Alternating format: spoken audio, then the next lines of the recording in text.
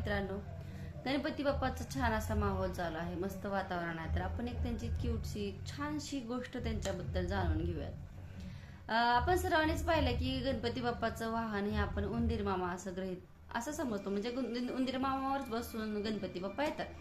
तर उंदीर मामाच का, याच्या मागे एक पौराणिक छोटीशी गोष्ट आहे, ती मी तुमच्याशी शेअर करू इच्छिते. एक वेळेस ना गजमुखासूर नावाचा खूप मोठा असुर, त्याचा भयंकर औपात्य चालू होतं. म्हणजे तो खूप जास्त म्हणजे विध्वंसक बनला होता. तर त्याला असा वरदान होतं की तो कुठल्याच अस्त्राने कुठल्याच शस्त्राने मरणार नाही. मग गणपती बाप्पा त्यांच्याशी युद्ध करायला गेले, त्यांचा संहार करण्यासाठी गेले. त्यांना समजलं की त्यांना कुठल्याही शस्त्राने मारलं तर ते मरत नव्हते. खूप भयंकर होते ते गजमुखासूर. गणपती बाप्पांनी स्वतःच्या दाताने त्यांच्यावर वार केला. तेव्हा ते गजमुखासूर खूप घाबरला.